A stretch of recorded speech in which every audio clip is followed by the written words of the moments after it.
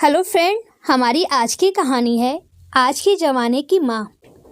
माँ, तुम परसों किसी भी हालत में यहाँ पहुँच ही जाना।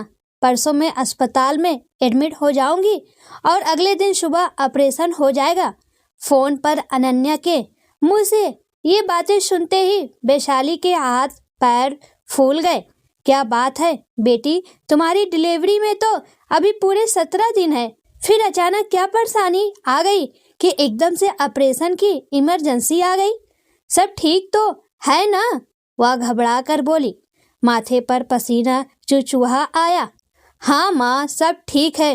वो बात दरअसल ये है कि ऑफिस में एक बहुत ही इम्पोर्टेंट प्रोजेक्ट आया है जो किसी भी कीमत पर मुझे ही करना है।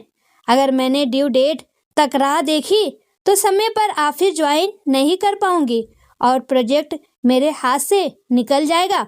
मेरे करियर के लिए ये प्रोजेक्ट करना बहुत जरूरी है। उधर से अनन्या का जवाब आया।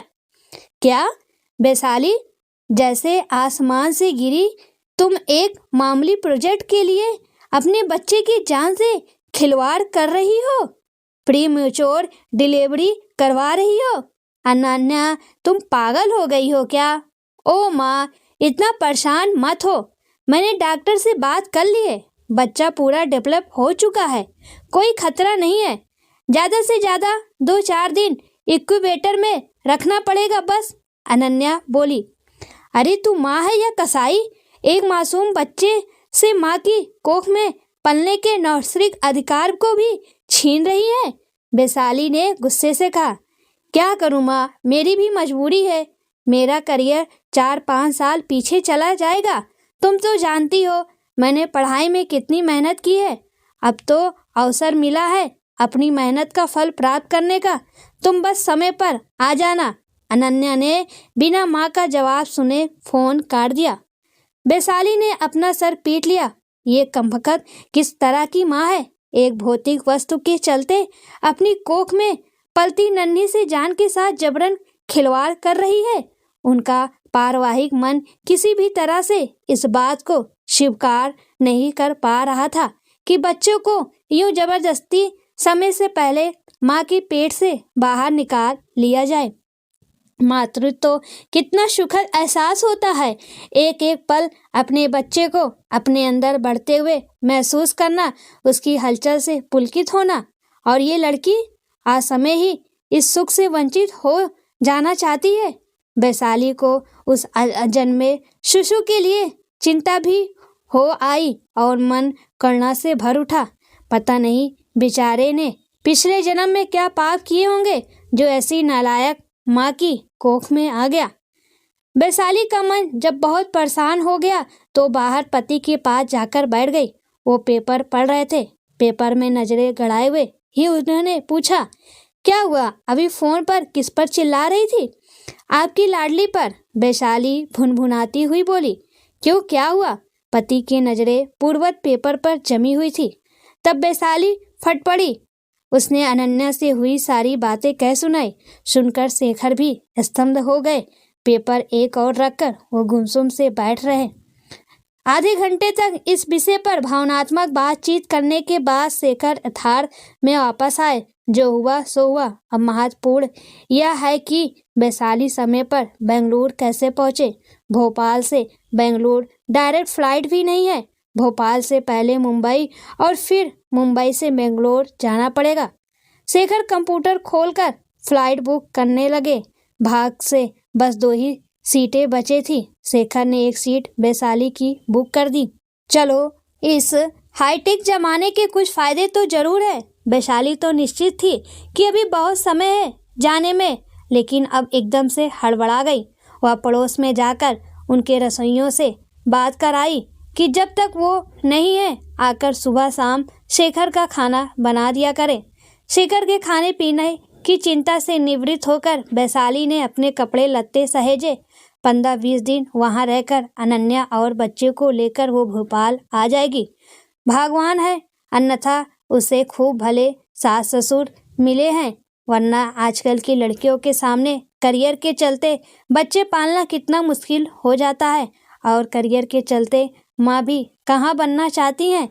अनन्या की उम्र भी 30 पार हो गई थी। उसके सास ससुर के सामने वह अपराधी सा महसूस करने लगी थी, क्योंकि उनकी बेटी ही अपने करियर में नई ऊंचाइयों को छूने की हसरत में परिवार बढ़ाने को तैयार नहीं थी। जब अनन्या ने उम्र के 34 वर्ष पूरे कर लिए, तब उन्होंने अनन्या के पास जाकर उसे खूब समझाया, मनाया, हाथ पैर जोड़े, कस्में दी, आयुष और उसके माता पिता की इच्छा का मान रखने का वास्ता दिया।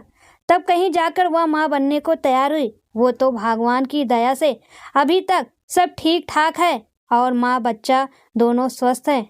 नहीं तो 35 वर्ष की उम्र में कुछ समस्या होने की संभावना बढ़ जाती है। वैशाली अपना सूटकेस जमाने लगी। पहले बेटियां प्रसव के लिए मायके आती थी, अब माँ को जाना पड़ता है। पहले खुशखबरी मिलते ही झबले सिलने और स्वेटर बुनने का कार्यक्रम प्रारंभ हो जाता था। अब बाजार में सब रेडीमेड मिल जाता था। छोटी छोटी बातों से जुड़ी हुई मातृत्व की नन्ही नन्ही खुशियों के धागे इस पीढ़ी में विलुप्त हो गए हैं। नियत दिन सुबह ही वैशाली बेंगलोर पहुंच गई। ड्राइवर उसे लेने नियत समय पर एयरपोर्ट पर पहुंच गया था। घर पहुंची तो अनन्या और आयुष दोनों ही घर पे नहीं थे। आयुष तो ठीक है, लेकिन अनन्या का तो आज घर पर होना चाहिए। सास ने बताया कि आज वह अपने महत्वपूर्ण काम पूरा करने गई है, क्योंकि कल से तो वह छुट्टी पर रहेगी। शाम के 7 बजे अनन्या और आयुष घर आए। दूसरे दिन सुबह समय पर आयुष अपने माता पिता को लेकर अस्पताल आ गया। अनन्या को ऑपरेशन थिएटर ले जाया गया। बाहर सब लोग आतुरता से नए मेहमान के आने की प्रतीक्षा करने लगे। 40 मिनट बाद नर्स ने आकर खबर दी कि बेटा हुआ है। बच्चा कैसा है? अनन्या कैसी है? बच्चा बाहर लाकर कब दोगी? सबने मिलकर ढेर सारे सवाल पूछ डाले। बच्चा ठीक है, डॉक्टर चेकअप कर रहे हैं, थोड़ा समय लगेगा। अनन्या बिल्कुल ठीक है, अभी स्टेज लग रहे हैं, थोड़ी देर में रूम में शिफ्ट कर देंगे, नर्स ने मुस्कुरा कर कहा और तेजी से अंदर चली गई। सबके चेहरों पर राहत के भाव आ गए। कुछ ही देर बाद अनन्या को रूम में शिफ्ट कर दिया गया। डॉक्टर नींद और पेन किलर का इंजेक्शन देकर चली गई। वैशाली का मन बच्चे के लिए छटपटा रहा था। तभी नर्स ने आकर कहा कि नर्सरी में चलकर बच्चे को देख लो। वैशाली और उसकी समधन अरुणा दोनों नर्स के साथ दौड़ पड़ी। देखा बच्चा इनक्यूबेटर में है। गोरा गदबदा प्यारा सा शिशु सिर्फ डायपर पहने बिना कपड़ों के तेज लाइट के नीचे पड़ा रो रहा था। वैशाली और अरुणा का दिल तार तार हो गया। नानी, दादी, दादाजी, बाप सब यहाँ पर हैं, लेकिन यह मासूम अपनों की गोद को तरसता हुआ यहाँ अनाथ की तरह अकेला पड़ा बिलख रहा है। दोनों की आंखें भर आई। पहली बार वैशाली को बेटी की उच्च शिक्षा पर क्रोध आया। इससे तो अच्छा था अनन्या BA MA कर लेती। बच्चे को बिलखना उनसे देखा नहीं जा रहा था। नर्स ने बोतल में पाउडर का दूध बनाकर डाला और बोतल बच्चे के मुंह में से लगा दी। वैशाली के मन को एक और धक्का लगा। नर्स के कहने पर कि यहाँ ज़्यादा देर रुकने की परमिशन नहीं है, बेमन से दोनों वापस आ गई। वैशाली का मन बहुत बुझ गया था। उसे अनन्या से बात तक करने का मन नहीं कह रहा था। 6 दिन बाद जब बच्चा अब पूरी तरह स्वस्थ है कहकर डॉक्टरों ने उसे घर ले जाने की बात करके वैशाली की गोद में दिया, तब उसके कलेजे को ठंडक मिली। अब वैशाली और अरुणा ही रात दिन बच्चे की देखभाल करती रहती। अनन्या दिन भर फोन पर या लैपटॉप पर अपने ऑफिस का काम करती रहती।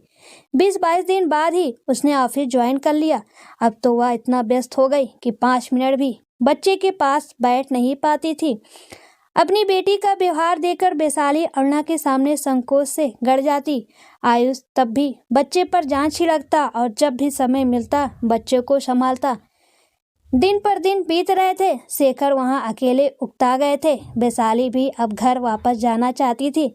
उसने अनन्या से अपने साथ भोपाल चलने को कहा, मगर उसने साफ मना कर दिया कि जिस प्रोजेक्ट के लिए उसने अपनी डिलीवरी जल्दी करवा ली, अब उसे छोड़कर वह कहीं नहीं जा सकती। अगर वैशाली जाना चाहे तो जा सकती है, वह बच्चे के लिए आया रख लेगी।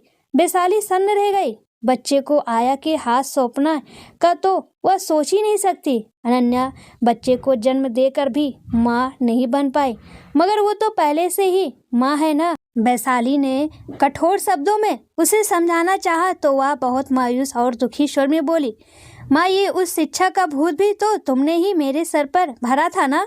तुम ही कितनी ज़्यादा महत्वाकांक्षी थी अपनी इकलौती बेटी को लेकर कि ये तो बेटा से भी ज़्यादा ऊंचा मुकाम हासिल करेगी, और अब तुम चाहती हो कि मैं वहाँ से नीचे आ जाऊँ। तो अब यह नहीं होगा माँ, अब यह मुकाम ही मेरी ज़िंदगी है, मेरा सपना है। तुमने ही दुनिया भर की औरतों के उदाहरण प्रस्तुत करके ऊंचाई पर चढ़ने को प्रेरित किया और अब नीचे खींच रही हो।